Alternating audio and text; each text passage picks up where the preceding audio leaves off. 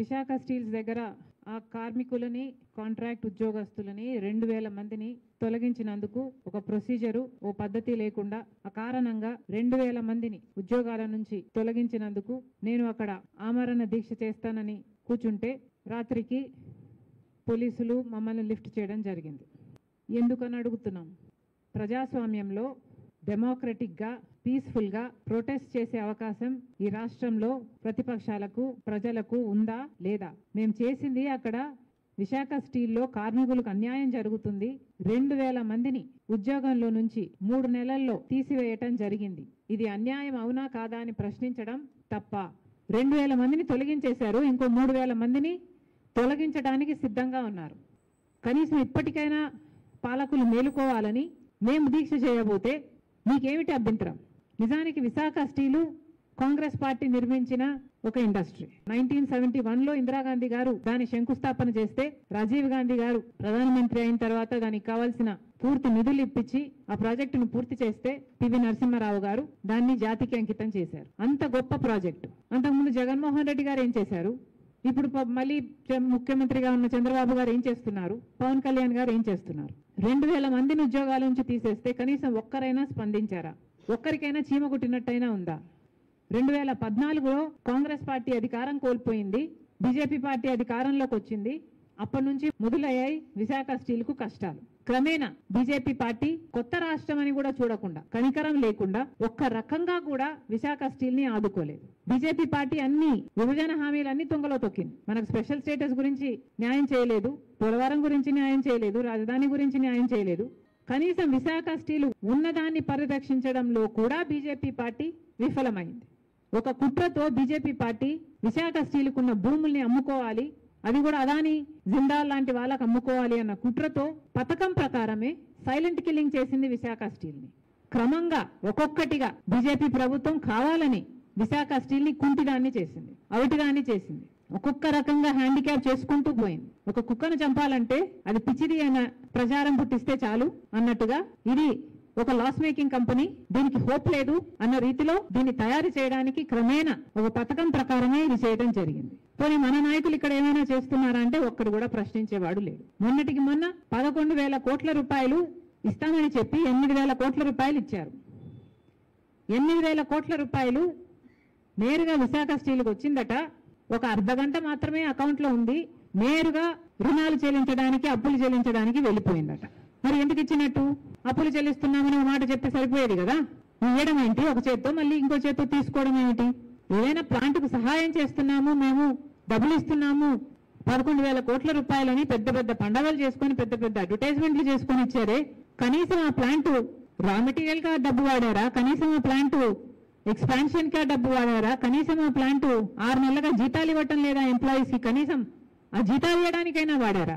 దేనికి వాడారా డబ్బు? దేనికి వాడలేదు. ఒక చేత్తో ఇచ్చారు, ఇంకో చేత్తో తీసుకున్నారు. కేవలం అర్ధగంట మాత్రమే ఉందంట విశాఖ స్టీల్ అకౌంట్ లో ఆ డబ్బు.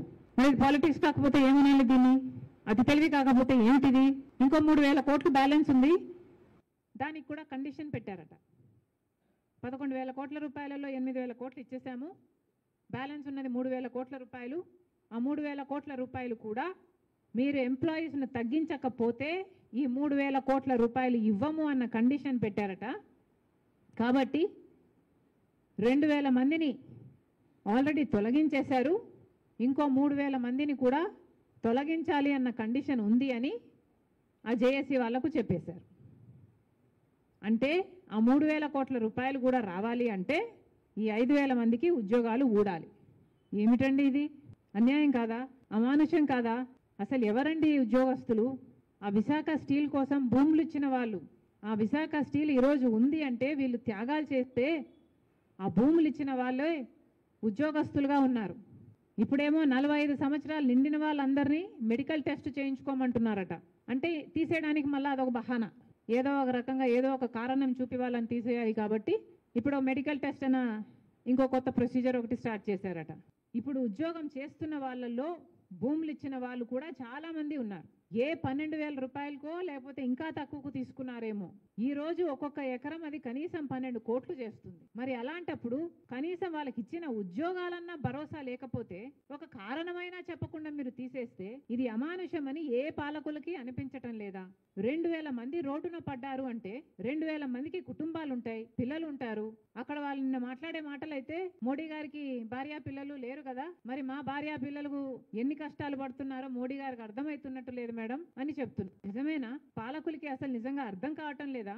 వాళ్ళ బాధ చూస్తే నిజంగానే అసలు ఇంత చలనం లేకుండా ఎలా ఉన్నారు పాలకులు అనిపించింది నాకు. ఇప్పటికీ కూడా విశాఖ స్టీల్ ని ప్రైవేటీకరణ చేయాలన్న ఉద్దేశం బీజేపీకి ఉంది అని తెలిసి కూడా చంద్రబాబు గారు, పవన్ కళ్యాణ్ గారు మద్దతు ఇస్తున్నారు. ఎందుకు ఇస్తున్నారో వాళ్ళకే తెలియాలి. మనకి ఏం మేలు చేశారని ఇస్తున్నారు? ఏదీ చేయటం లేదు మన కోసం. కనీసం విశాఖ స్టీల్ ని ప్రైవేటైజ్ చేయము అన్న ఒక మాటన్నా చెప్పించగలుగుతున్నారా వీళ్ళు? కనీసం అది కూడా చేయలేకపోతున్నారు కదా. మరి ఇది అన్యాయం కాకపోతే ఏమిటి? ఈ రాష్ట్ర ప్రజలు ఓట్లేస్తే మీరు గెలిచింది కాక కేంద్ర ప్రభుత్వంలో బీజేపీ పార్టీని, మోడీని కూడా నిలబెట్టారు. మరి అలాంటప్పుడు ఈ రాష్ట్రానికి ఏం మేలు జరుగుతుందండి? ఈ రాష్ట్రానికి ఏం చేస్తున్నారు? ఈ రాష్ట్రానికి జరగాల్సిన మేలులు గత 10 సంవత్సరాలుగా చేయకపోగా 10 సంవత్సరాలుగా మీరు వెన్నుపోటు పొడుస్తూనే ఉండి ఇప్పటికీ కూడా ప్రైవేటైజ్ చేస్తాము విశాఖ స్టీల్ ను అని ఆ స్టేట్మెంట్ ను విత్డ్రా చేసుకోవడం లేదు అంటే ఇది ఎంత అన్యాయం? మళ్ళీ చెప్తున్నాం, ఇది కాంగ్రెస్ పార్టీ స్థాపించిన కర్మాగారం. దీన్ని ప్రైవేటైజ్ చేయడానికి కాంగ్రెస్ పార్టీ ఒప్పుకోదు. అవసరమైతే ప్రాణ త్యాగం చేసైనా సరే దీన్ని ఆపుతాం. ఇప్పటికైతే మా దీక్షను మీరు ఆపగలిగారేమో, కానీ ఇంకా ఏ ఒక్క అడుగు విశాఖ స్టీల్కు వ్యతిరేకంగా, ఆ ఎంప్లాయీస్కు వ్యతిరేకంగా, ఆ స్టీల్ ప్లాంట్కు వ్యతిరేకంగా కూటమి సర్కారు వేసిన పరిణామాలు చాలా తీవ్రంగా ఉంటాయని హెచ్చరిస్తున్నాం. మళ్ళీ చెప్తున్నాం, 2,000 మందిని మీరు అకారణంగా తొలగించారు. వాళ్ళందరినీ మళ్ళీ విధుల్లోకి తీసుకోండి. తీసుకోలేని పక్షంలో కనీసం వాళ్ళకు ఒక 20 లక్షలో 25 లక్షలో కాంపెన్సేషన్ అయినా వాళ్ళకి ఇవ్వాలని కాంగ్రెస్ పార్టీ డిమాండ్ చేస్తుంది. విశాఖ స్టీల్ ని ప్రైవేటైజ్ చెయ్యబోము అన్న స్టేట్మెంటు కేంద్ర ప్రభుత్వం ఇవ్వాలి. అలా ఇచ్చేటట్టు చంద్రబాబు గారు, పవన్ కళ్యాణ్ గారు ఒత్తిడి తేవాలి. ఇది కూడా కాంగ్రెస్ పార్టీ డిమాండ్ చేస్తుంది. విశాఖ స్టీల్ కు క్యాప్టివ్ మైన్స్ చాలా అవసరం. వీలైనంత తొందరలో ఐడెంటిఫై చేసి క్యాప్టివ్ మైన్ ఇవ్వాలని డిమాండ్ చేస్తున్నాం. పక్కన మిట్టల్ వాళ్ళకి ఆ ప్రాజెక్ట్ రావడానికి చంద్రబాబు గారు చాలా సహకరిస్తున్నారు. దయచేసి కొంచెం ధ్యాస ఇక్కడ కూడా పెట్టమని డిమాండ్ చేస్తున్నాం. దీనికి కూడా క్యాప్టివ్ మైన్ అవసరం ఉంది. క్యాప్టివ్ మైన్ ఇవ్వడంతో పాటు విశాఖ స్టీల్ ని సెయిల్లో విలీనం చేయాలని కూడా కాంగ్రెస్ పార్టీ డిమాండ్ చేస్తుంది.